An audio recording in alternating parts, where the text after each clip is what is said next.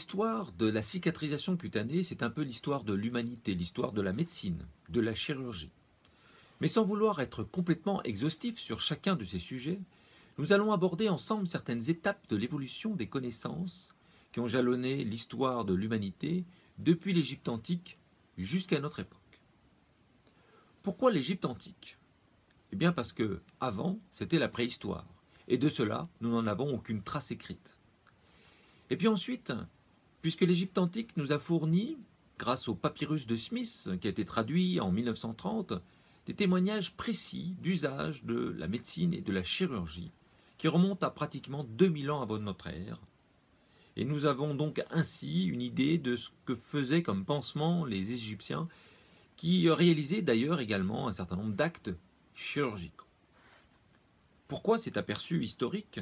Eh bien vous verrez qu'en pratiquement 4000 ans, si les connaissances et les paradigmes ont bien entendu largement évolué, et si actuellement nous sommes capables de greffer des organes, d'opérer à distance, d'analyser notre génome en quelques heures, il faut convenir que l'aphorisme de Raymond Villain reste encore exact.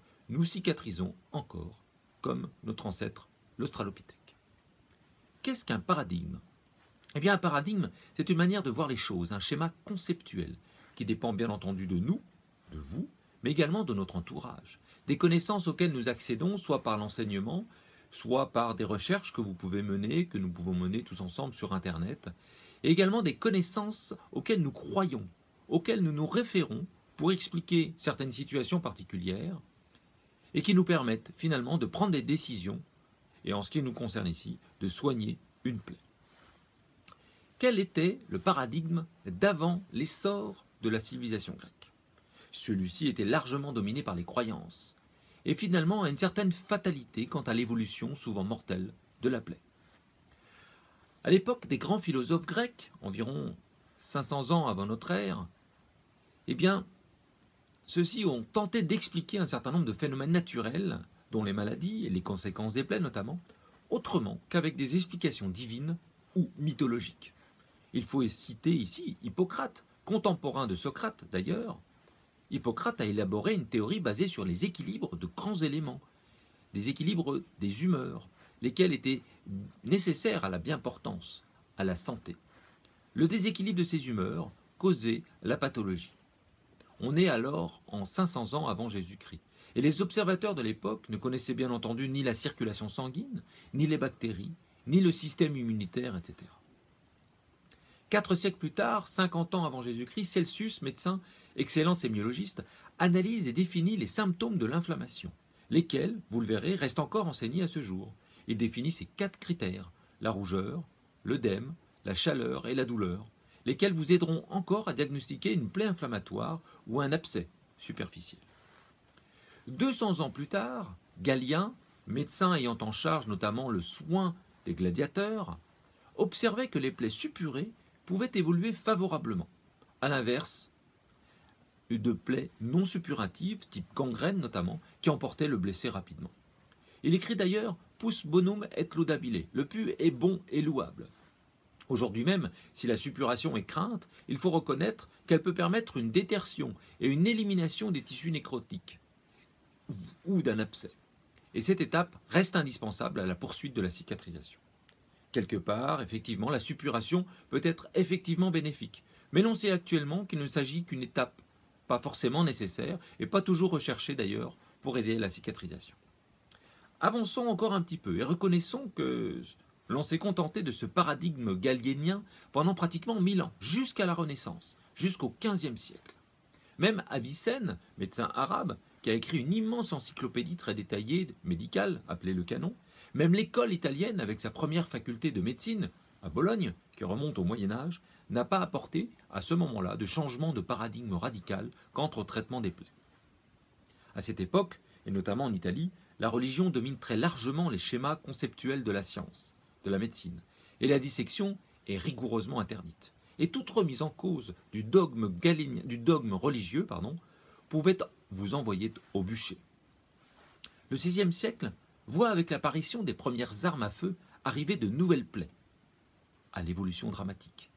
Les observateurs de l'époque se posaient des questions sur la nature de ces nouvelles blessures effroyables, aux chairs meurtries, qui évoluaient rapidement en gangrène mortelle. La balle était-elle empoisonnée? Les miasmes présents dans l'air étaient-ils la cause de l'évolution fulgurante de ces infections?